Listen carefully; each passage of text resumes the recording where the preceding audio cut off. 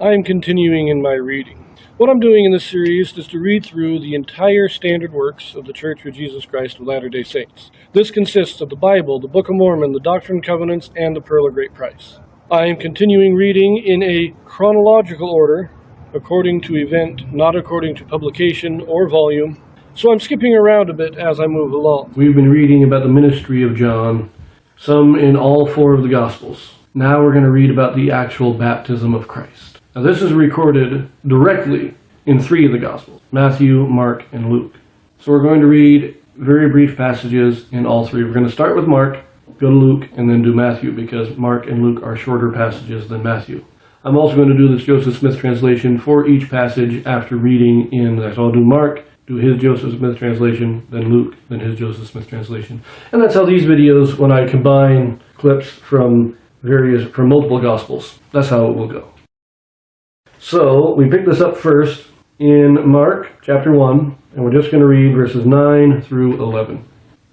And it came to pass in those days that Jesus came from Nazareth of Galilee and was baptized of John in Jordan. And straightway coming up out of the water, he saw the heavens opened, and the Spirit like a dove descended upon him. And there came a voice from heaven, saying, Thou art my beloved Son, in whom I am well pleased. Remember that Mark likes to keep things simple, direct, get the action going. So, Christ comes down, he is baptized. We still have the testimony of the Father here. Remember, the Father only speaks to testify of his Son, and that's what we have here. The Holy Ghost descends upon him. The Father speaks, Thou art my beloved Son, in whom I am well pleased. Very beautiful, very simple. Let us look at the Joseph Smith translation. Verses 9 through 11, the only translation correction here is in verse 11. At the very end, we have the Father speaks, Thou art my beloved Son, in whom I am well pleased. And then Joseph Smith adds, and John bare record of it. In other words, John the Baptist saw the Holy Ghost descend, and he heard the voice of the Father, and he told people about it. He testified of what happened. That is significant. Now, we move on to Luke. This is going to be Luke chapter 3, verses 21 and 22. Nice and short. Now when all the people were baptized, it came to pass that Jesus also being baptized and praying, the heaven was opened. And the Holy Ghost descended in a bodily shape like a dove upon him. And a voice came from heaven which said, Thou art my beloved Son, in whom I am well pleased. This is actually even shorter than Mark. Maybe I should have read this one first. Very simple again. While everybody else is being baptized, one thing that this does tell us is that Christ didn't come for a special event. He didn't come and was the only one baptized, didn't make a production of it. He stood in line with everybody else who was getting baptized, and he got baptized just like everybody else. It was not a big production. Now, the Holy Ghost descended, the Father spoke, John bare record of it, but, other than that rather fantastic event, Christ didn't purposely make this a big production. He didn't go in and say, oh, I'm coming down to be baptized, clear the water, make way. No, he stood in line with everybody else. I love that. But let us see Joseph Smith translation, verses 21 and 22, says, Now when all the people were baptized, it came to pass that Jesus also came unto John, and being baptized of him, and praying, the heaven was opened. And the Holy Ghost descended in bodily shape like a dove upon him, and a voice came from heaven, which said, Thou art my beloved Son, in thee I am well pleased.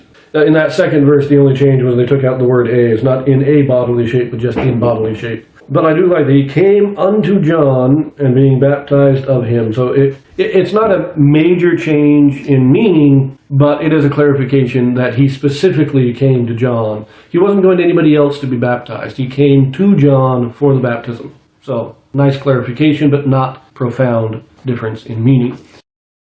Let us now flip to Matthew. Matthew chapter 3, and this is a little bit longer. We're going to read verses 13 through 17. Then cometh Jesus from Galilee to Jordan unto John, to be baptized of him. But John forbade him, saying, I have need to be baptized of thee, and comest thou to me? And Jesus answering said unto him, Suffer it to be so now, for thus it becometh us to fulfill all righteousness. Then he suffered him. And Jesus, when he was baptized, went up straightway out of the water, and lo, the heavens were opened unto him, and he saw the Spirit of God descending like a dove, and lighting upon him. And lo, a voice from heaven saying, "This is my beloved Son, in whom I am well pleased." Notice a few changes here. First big thing, Matthew is the only one that talks about John being hesitant to baptize Christ. He's the only one that mentions, "I have need to be baptized of thee." But Christ needed to be baptized, just like all men who have reached the age of accountability require baptism. Even Christ, who was perfect, who never committed a sin, he still needed to enter into that covenant. If he had not entered that covenant, that in itself would have been a sin of omission, because he was not doing what he was supposed to be doing. Also note here that, now one thing I forgot to mention, Luke says that the Holy Ghost descended only after Christ said a prayer. I found that interesting, but notice here that after he was out of the water, the heavens were opened unto him, and he saw the Spirit of God descending like a dove. This would indicate that only Christ saw this. And yet it said in at least the Joseph Smith translation of Mark, that John bare record of it. So if only Christ saw it, then he must have told John, and John bore record of it, correct? That makes sense. But let us read the Joseph Smith translation here and see what we have. This is, again, chapter 3, verses 13 through 17. So let's just reread it because, every single verse has a correction to it. So it says, "And then cometh Jesus from Galilee to Jordan unto John to be baptized of him. But John refused him, saying, I have need to be baptized of thee, and why comest thou to me? And Jesus answering said unto him, Suffer me to be baptized of thee, for thus it becometh us to fulfill all righteousness. Then he suffered him, and John went down into the water and baptized him. And Jesus, when he was baptized, went up straightway out of the water. And John saw, and lo, the heavens were opened unto him, and he saw the Spirit of God descending like a dove and lighting upon Jesus. And lo, he heard a voice from heaven, saying, This is my beloved Son, in whom I am well pleased. Hear ye him."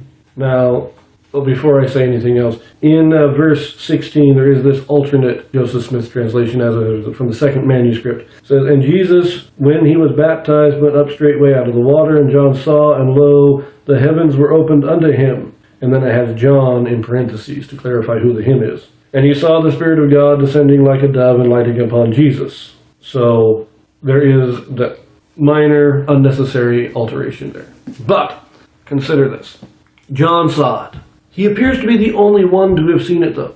Christ saw it too, of course. But this wasn't a general thing. This wasn't something for the crowds to see. This was something for John himself. He thought himself unworthy to baptize Christ. He didn't understand. He didn't think Christ needed to be baptized. He said, no, I don't need to baptize you. You're Christ.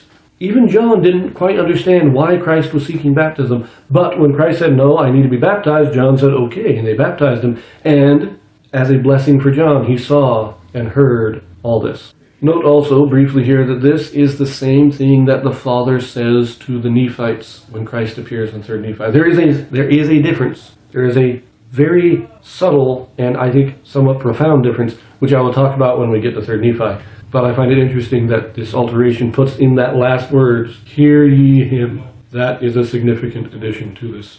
I'm going to leave that here, and we will read next about the temptations of Christ. So I will see you there.